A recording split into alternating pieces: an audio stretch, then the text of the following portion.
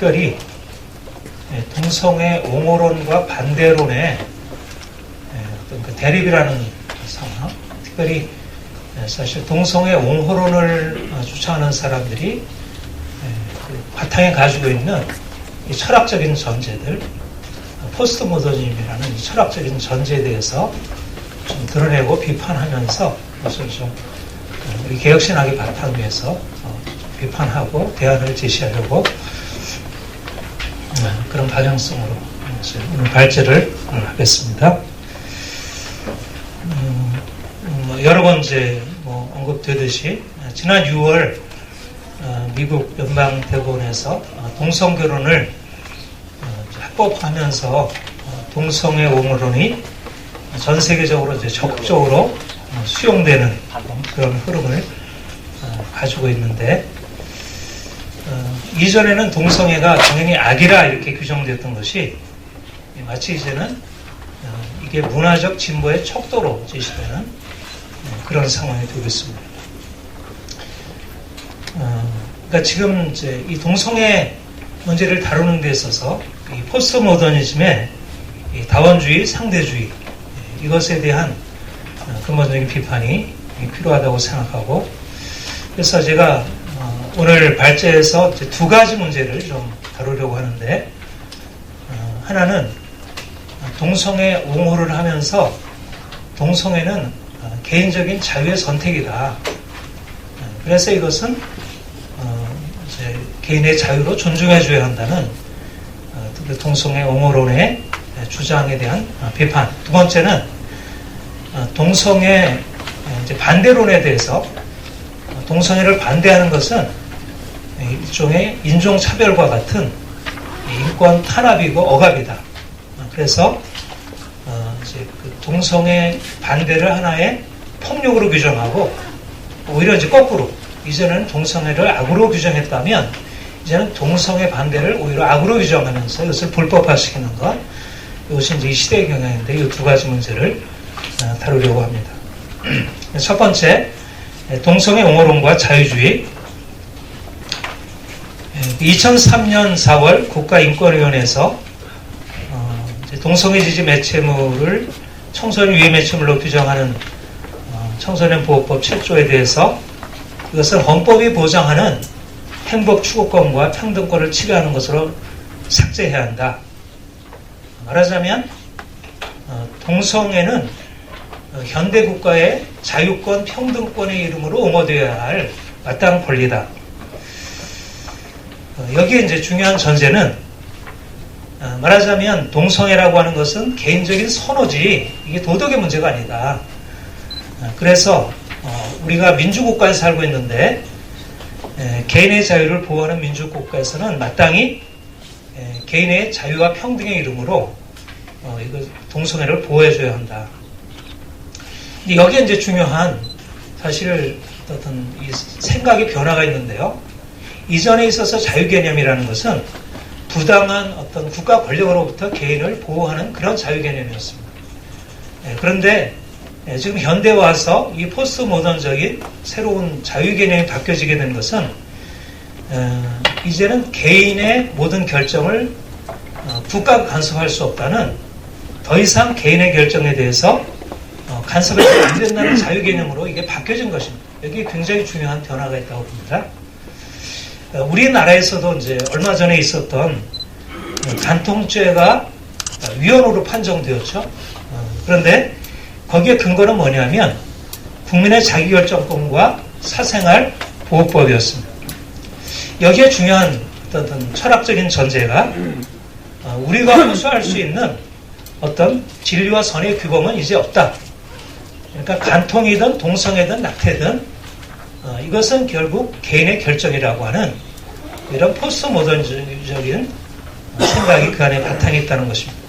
이 바탕에 물론 여러 가지 흐름이 있지만 그 중에 가장 대표적인 오늘날 포스트 모더니즘을 이끌고 있는 것이 니체의 철학이라고 보여지는데, 보통 그것을 니체의 관점주의라 그렇게 얘기를 하죠.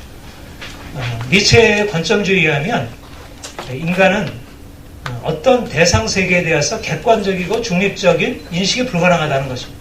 인간은 결국은 인간으로서 제한된 관점을 취할 수밖에 없고, 그래서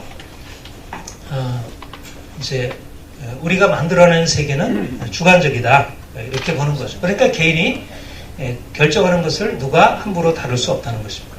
그렇다면 우리가 기독교 입장에서 이런 이제 그 자유주의의 입장을 어떻게 평가할 수 있을까? 우리 그리스도의 복음을 보면 그리스도 안에서 우리가 자유하다. 특별히 갈라디아 3장 28절에 보면 유대인이나 헬라인이나 종이나 자유인이나 남자나 여자나 다 그리스도 하나라, 이렇게 말씀하고 있습니다. 차별이 없다는 것입니다. 굉장히 중요한. 그런데 사실 오늘날 많은 신학자들과 목회자들 중에 이 구절을 근거로 해서 오늘날 동성애 차별 금지하는 것은 성경의 복음에 부합하다, 이렇게 주장하는 사람들이 굉장히 많고, 오늘 대부분 이제 동성애 흐름에 찬동하는 사람들은 대부분 이 구절을 많이 인용하고 있는 것을 봅니다. 과연 그런가? 갈라디아에서 제가 이제 갈라디아서를 가지고 논문을 썼는데요. 갈라디아서 율법의 자유를 말할 때 할례와 안식일, 음식법으로부터 자유를 말하고 있습니다. 그런데 바울이 이런 할례나 음식법으로부터 자유를 말할 때 이것을 하나님의 계명으로부터 자유하는 것으로 보아서는 안 된다, 강력하게 말씀하고 있죠. 대표적인 것이 이제 고린도전서 7장 18절의 말씀인데, 할례 받는 것도 아무것도 아니요 할례 받지 않는 것도 아무것도 아니로되 오직 하나님의 계명을 지킬 따름이라. 할례나 무할례는 상대적인 가치이지만 그러나 하나님의 계명을 지키는 것은 절대적이다. 그러니까 유대인이나 이방인, 할례나 무할례, 남자 여자는 차별이 없고 하나다. 그러나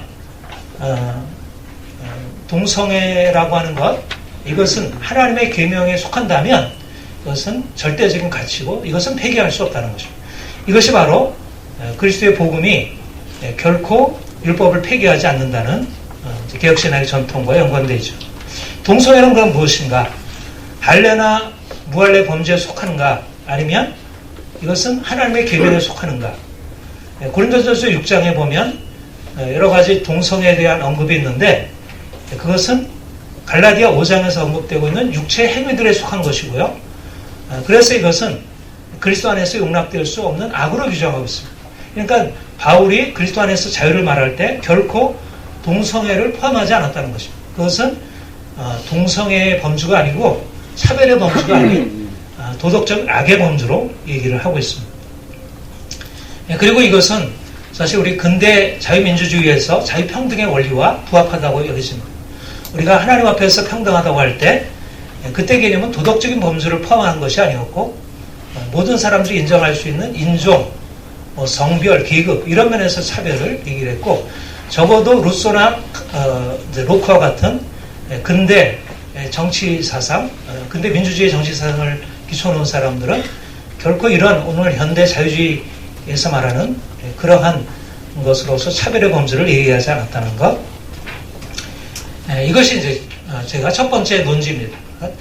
자유주의가 말하는 현대 동성애는 하나의 개인의 자유로운 결정이지, 이것이 이제 도덕, 이거는 어떻든 누가 이걸 정죄해서는 안 된다는, 이것은 일단 성경에 근거하고 또 근대 정치 사상에 근거하자면 이건 현대에 들어온 아주 낯선 사상에 불과하다는 것입니다.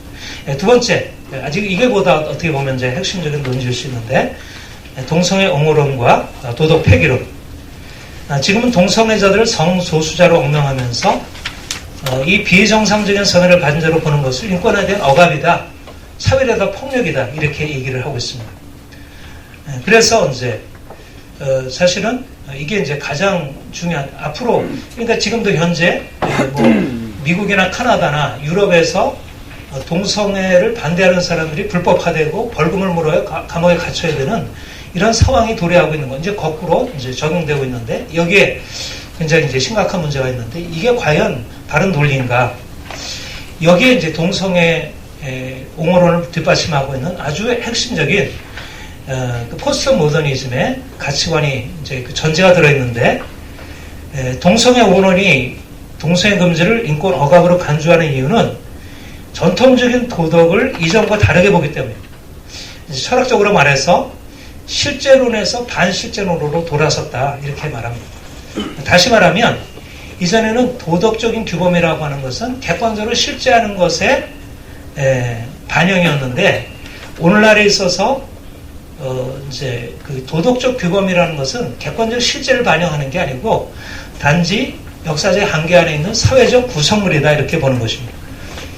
그래서 결국 도덕 규범이라는 것은 절대적인 것이 아니고 그 사회가 만들어 놓은 것이기 때문에 그것은 누구도 옳다 그러다 말할 수 없는 상대적인 가치에 불과하다. 이것도 역시 이제 니체의 관점주의에 바탕을 두고 있는데 니체가 얘기하기를 가치를 창조하고 결정하는 것은 신이나 존재 세계가 아니라 바로 인간 자신이다. 인간은 가치를 창조하고 해석하는 주체이다. 다시 말하면 전통적인 도덕은 인간이 만들어내는 인간의 구성물에 불과하다는 것입니다. 그러니까 인간이 자기의 삶을 유지하기 위해서 만들어낸 도덕적인 그런 하나의 수단인데 이것이 말하자면 절대화되어서는 안 된다는 것이죠. 이제 유명한 이제 포스트 모더니스트 푸코, 미셸 푸코는 그래서 성을 규정하는 도덕이나 과학이 성에 대해서 명명함으로 비로소 그 성에 대한 어떤 그 도덕적인 개념이 생겼다는 것입니다.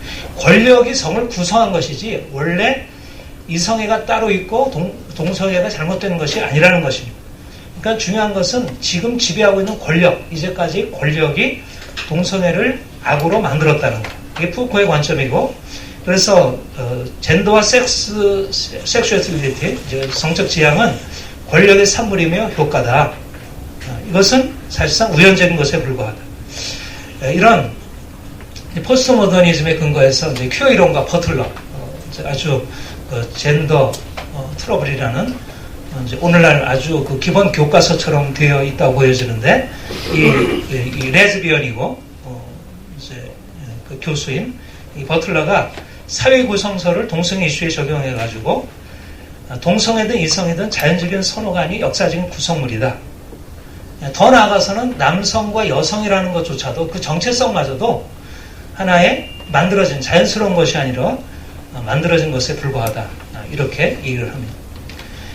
여기에서 여기에 이제 자연스럽게 따라오는 것은 말하자면 동성애, 이성애가 역사적 구성물에 불과하다면 그렇다면 동성애를 반대하는 것은 당연히 폭력으로 규정되는 거죠. 왜냐하면 이것은 단지 하나의 주관적인 것에 불과한데 이것을 보편적인 것으로 해서 다른 사람에게 강요하니까 마치 우리가 남성과 여성을 하나의 차이의 다름에 불과한 것인데 다름에 불과한 것을 틀렸다고 말하고 여성들을 차별하는 것은 이제 범죄가 되잖아요. 인종주의가 범죄가 되듯이 마찬가지로 동성애와 이성애는 하나의 다름에 불과한 것인데 이것을 틀렸다고 말하게 되면 이게 범죄가 되는 것이죠. 이런 의미에서 결국은 동성애 반대는 이제 폭력으로 떨어지는 것입니다. 이게 완전히 다른 대립으로 이제 나가게 되는 것입니다. 여기에서 이제 하나의 말하자면 동성애를 옹호하고 동성애를 반대하는 이성애를 찬성하는 입장은 일종의 권력욕의 산물이고 이제 니체가 이제 그렇게 얘기를 하는데 니체가 이제까지의 서구의 역사, 기독교적인 역사라고 하는 것은 인간의 자연적인 성향에 대한 폭력이었다. 양심의 가책이라고 하는 것은 인간을 고문하는 것에 불과하다. 니체가 그렇게 얘기를 하는데 이 모든 것은 허물을 향한 의지이며 삶에 대한 적의이며 삶의 가장 근본적인 존재에 대한 반발이다. 감각에 반하는 것, 본능에 반하는 것, 자연에 반하는 것. 이 모든 것들을 이제 기독교가 도덕으로 가르쳐 왔다는 것입니다. 그러니까 닌체의 관점주의 영향 아래서 버틀러가 그렇게 얘기를 해요. 젠더는 이제 폭력적인 단속을 받는다. 사람들에게 버림받고 고립되고 무시무시한 비난에 빠져든다. 규범에 가까이 가지 못한 사람은 생중사의 형벌을 선고를 받게 됩니다.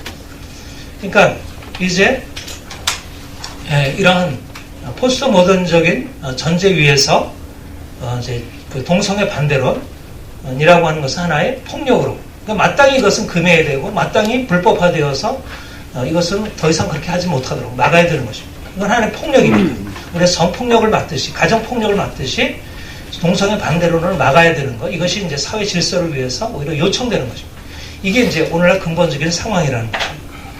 그래서 이제 이것에 대해서 이제 비판으로 과연 그러면 구성된 것인가, 본성인가 구성된 것인가, 이제 이것을 첫 번째 얘기를 하자면, 이게 이제 중요해요. 본성이라면 이제 우리가 성경적 관점으로 동성애를 반대하는 게 마땅하고, 구성된 것이라면 동성애를 반대하는 것은 폭력이 되는 것입니다. 그런데 이제 우리가 이제 성경에서 아까도 여러 번 말씀드렸지만 남자와 여자가 하나 합하여 둘이 한 몸이 이루어지다. 창조 질서로 말씀하고 있고 레위기서 그런 율법에서 이것은 명시적인 율법으로 이제 창조 질서로 맞아 이것을 거슬려 하는 것은 내적 본성을 거스르는 것으로 얘기를 하고 있습니다. 아까 우리 이재 목사님도 설교하셨지만 로마서 1장에서 여자들도 순리대로 쓸 것을 버리고 영리로 쓰며 남자들도 순리대로 여자 쓰기를 버리고 여기서 순리와 영리를 말하고 있는데 여기 순리라는 말은 여기 말들 다 피지스, 파라피질 그래서 본성을 거스르는 것, 본성을 따르는 것 본성이라는 말을 쓰고 있습니다. 그리고 그러니까 말하자면 동성애라고 하는 것은 하나님이 본래적으로 주신 창조 질서로서의 본성을 거스려 행한다는 것이죠. 그러니까 45쪽 이제 맨 마지막 보시면 성경 계시에 의하면 남성성과 여성성, 이성의 성적 지향은 모두 본성적인 것이지 역사적 구성물이 아닙니다. 이성애적 성향은 니체가 말하는 것처럼 가치를 창조하고 해석하는 주체가 삶의 유지라는 실용적 관점 때문에 만들어낸 이성의 산물이 아니라 이성에는 하나님이 인간 창조를 통해서 인간에게 주셔서 인간 본성에 실제하는 법칙에 부응하는 성입니다. 그러니까 이렇게 보기 때문에 오늘날 동성애 옹호론과 동성애 반대로는 서로 다른 기준에 의해서 지금 이 상황을 바라보고 있습니다. 이렇게 우리가 전혀 다른 전제 위에서 우리가 사고하고 있다는 것이 굉장히 중요하다고 봅니다. 우리가 동성애 반대론과 동성애 옹호론과 싸울 때 있어서 어떻게 전제가 다른지를 보는 것. 이제 C.S. 루이스, 제가 이제 좀 빨리 진행을 하기 때문에 이거 자세하게 할 수 없지만 C.S. 루이스가 나이아가라의 장엄한 폭포를 보고 어떤 사람은 별 볼 일 없다, 야 장엄하다 이랬을 때 누가 옳은가? 말하자면 오늘날 상대주의적 입장에서 보면 이 얘기나 저 얘기나 같은 얘기인데 나이아가라 폭포가 원래 장엄한 것은 그럴 만한 가치가 있다. 이렇게 얘기를 이제 변증하고 있는 마찬가지로 동성애에 대해서 혐오하고 이성애에 대해서 아름답게 보는 것이야말로 그 본성에 합당한 반응이다. 이렇게 말할 수가 있습니다. 47쪽 성경에 따르면 하나님의 형상을 따라 인간이 지음받았다. 이렇게 얘기를 해요. 그런데 칼빈은 이 하나님의 형상을 도덕적 판단 능력과 도덕적 의지라고 얘기를 하고 있습니다. 그러니까 하나님이 이 세상에 이미 창조 질서를 부여하셨고 인간에게 이 이성을 통해서 이것을 알리셨습니다. 인간의 이성과 양심은 하나님의 창조 질서를 분별하고 이제 이 감정의식과 이것에 합당하게 반응하는 것. 그래서 C.S. 루이스는 이것을 인간 본성의 법칙이다. 누구에게나 보편적으로 성경에서 얘기할 뿐만 아니라 누구든지 이렇게 판단할 수 있다는 것입니다. 그러니까는 정상적인 이성을 가지고 있는 사람이라면 동성애는 이것은 비정상이고 그리고 이성애가 옳다는 것을 알 수 있다는 것입니다. 말하자면 우리가 이성을 바라보고 아름답게 느끼고 어떤 매력을 느끼는 것 그리고 근진상간이나 또 뭐 짐승에 대한 어떤 이런 것들을 하는 것이나 아니면 동성애 같은 것에 대해서 혐오를 느끼는 것 이것은 지극히 정상적인 인간의 본성에 합당한 것이다. 제가 48쪽 그 부분을 좀 읽겠습니다. 48쪽 중간 이하에 보면 마찬가지로 이성이 아닌 동성에게 성적 욕망을 느끼는 것은 아름다운 것이 아니라 혐오 속에 느끼는 것이 정상이다. 동성애나 짐승이나 근친에 대한 성적 욕망은 정상에서 벗어난 도착적인 것이며 이것에 대해서 혐오하는 것은 다양성의 폐경이나 자유를 억압하는 것이 아니라 건강한 정서로서 인간 본성에 부합하게 반응하는 방식이다. 그리스도인은 동성애가 인간 본성을 왜곡하고 보기 때문에 동성애를 혐오한다. 이것은 정상적인 인간에 대한 혐오가 아니라 동성애라는 본성을 왜곡하는 행위에 대한 건강한 정서의 발현하는 것입니다. 그래서 동성애자를 혐오하고 거부한다면 이것은 악이지만 동성애가 도착된 성애라는 건강을 판단하고 그 건강한 판단을 가지고 동성애를 혐오한다면 이것은 건강한 반응이라는 것이죠. 그래서 아름다운 것을 사랑하고 추한 것을 혐오하는 것이야말로 건강한 반응인 것입니다. 그런데 왜 사람들이 이런 그 동성애를 잘못된 것을 제대로 판단하지 못했을까? 못하고 있을까? 이것을 하나님의 형상이 부패함으로 건전한 판단을 잃어버린 것으로 이렇게 말하고 있습니다. 특별히 이제 오늘날의 상황에 와서 사람들이 너무나 많은 다수가, 그리고 또 서구의 지성인들이 어떻든 굉장히 지도급의 인사들이 동성애를 지극히 이성적으로 합리적으로 받아들이는데 왜 그렇게 되었을까? 왜 이렇게 서구의 상황에서 이걸 동성애를 이렇게 관용하는 흐름이 대세를 이루게 되었을까? 이것은 우리가 개혁신학으로 보자면 칼빈이 말한 대로 인간의 욕망만이 아니라 이성과 의지도 부패했기 때문에 스스로 지혜 떠나 어리석게 되어 이제 그들이 이제 우상을 섬게 되고 그래서 동성애를 악으로 분별할 지혜를 잃어버린 것입니다. 특별히 왜 서구가 이렇게 완전히 하나님 이제 이 동성애를 이전에는 이렇게 한 적이 없었는데 오늘날에 왜 이렇게 됐을까? 특별히 저는 이것을 서구의 근대 이 계몽주의 이후에 자율 철학의 영향이다. 그래서 칸트의 자율성, 또 니테가 인간 가치를 창조하는 자라고 하는 이런 자율 철학의 영향으로 말미암아서 그래서 더 이상 그런 외부적인 권위에 의해서 인간이 타율적으로 따라갈 필요가 없다.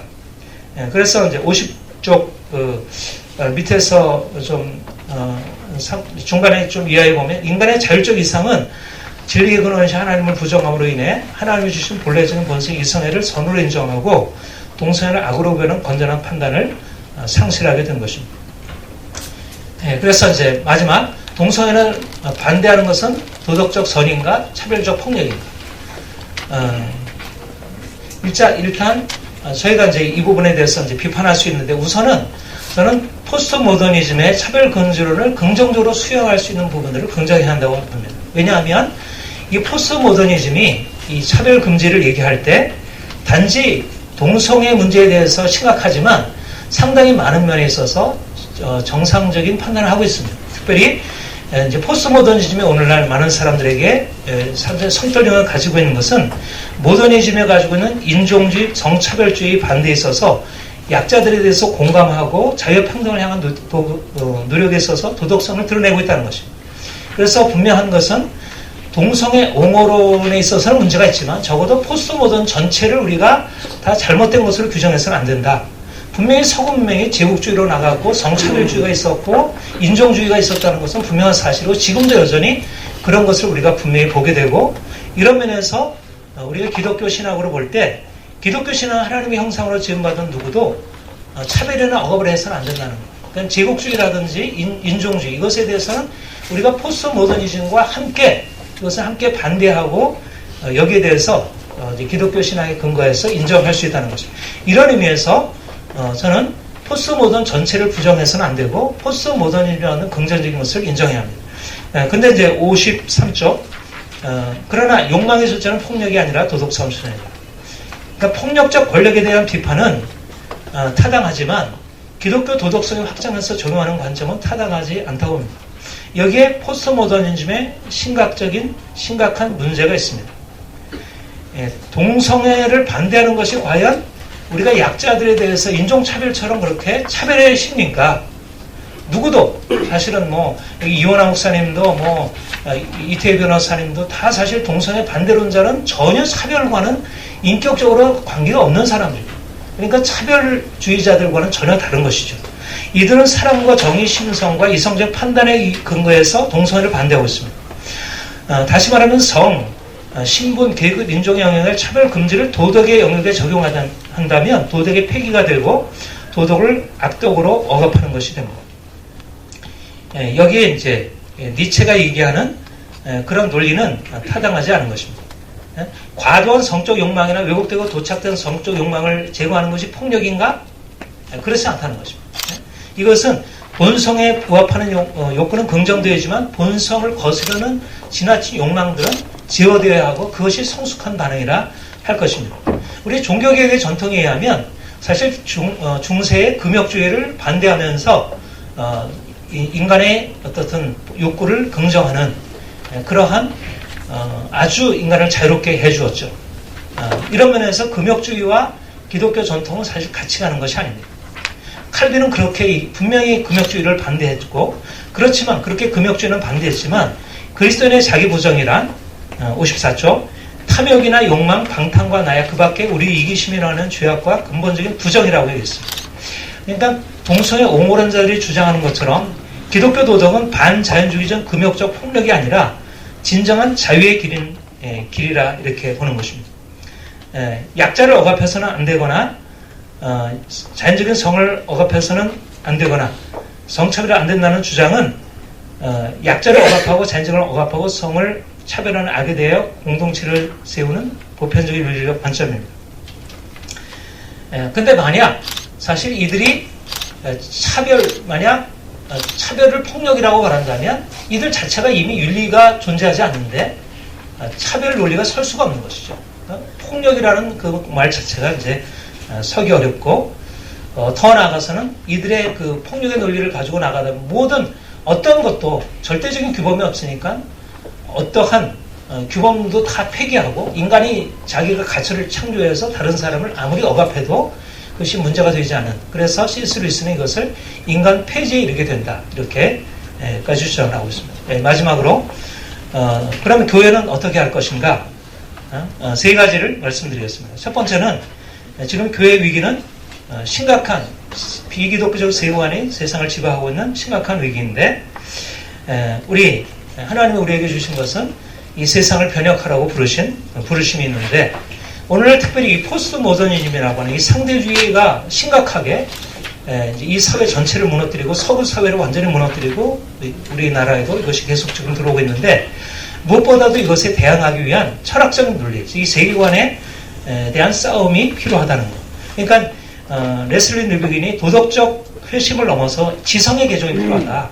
그러니까 우리의 지성이 이것에 대응할 수 있는 힘을 갖춰야 된다는 것. 두 번째는 아까도 말씀드렸지만 포스트 모더니즘 안에는 강점이 있습니다. 약자를 존중하고 어떤 잘못된 절대 주장들을 깨트리려는, 그래서 이런 면에서 우리가 포스트 모더니즘에 긍정할 부분이 있고, 그런데 만약 우리 기독교 도덕성이 약자를 억압하고 권력의 편에 서 있다고 하면 포스트 모더니즘의 주장이 사람들에게 설득력 있고 먹혀 들어가는 거죠. 근데 오늘날 우리가 잘 알고 있듯이 오늘날 과연 보수 교회가 권력자의 편에 서 있는가 아니면 약자의 편에 서 있는가? 권력자의 편에 서 있다는 거죠. 그런 의미에서 포스트 모더니즘의 공격 앞에 무참하게 당하고 있다는 것입니다. 그러니까 먼저 권력으로부터 자유로워야, 그래야지 약자를 변화할 수 있어야, 그래야 오늘 포스트 모더니즘의 이 도덕 폐기론을 우리가 대항할 수 있다는 것. 그리고 이제 마지막으로 교회가 거룩한 교회가 되어서 이 세상의 정의의 보루가 되어야 한다. 저는 그렇게 확신하고 사실 이게 가장 중요한 것이라 생각하는데, 스탠리 하우어스가 이렇게 얘기를 했는데, 교회는 대안적 사회다. 그러니까 교회는 세상과 다른 것입니다. 세상보다 훨씬 뛰어난 도덕성, 산상수훈의 도덕성을 실제적으로 이룰 수 있는 그런 대안적 공동체라 생각합니다. 그런데 만약 교회가 세상 앞에 세상보다 나은 것이 없는 그런 모습을 보여준다면, 세상이 동성애 반대, 아까도 목사님 말씀하셨지만 동성애를 반대하지만 실제적으로 우리 교회 안에 있는 너무나 많은 부도덕, 재정 비리, 성추회, 명예, 탐욕, 너무 많은 것들이, 그런 것이 있는데 어떻게 동성애 반대론이 통할 수 있을까? 동성애 반대론의 문제는 결국 도덕을 폐기하는 것인데, 결국 도덕을 다시 세우지 않는다면, 교회가 도덕적인 모범을 보여주지 않는다면 오늘날 이 시대를 향해서 설득력 있는 동성애 반대를 펼칠 수 없을 것이다. 그러니까 저는 실제적으로 이제 여러분들이 하시는 동성애 반대를 인정하지만, 그러나 근본적으로 도덕적 갱신, 이것이 가장 중요한 것이다, 이렇게 생각합니다. 이상으로 마치겠습니다.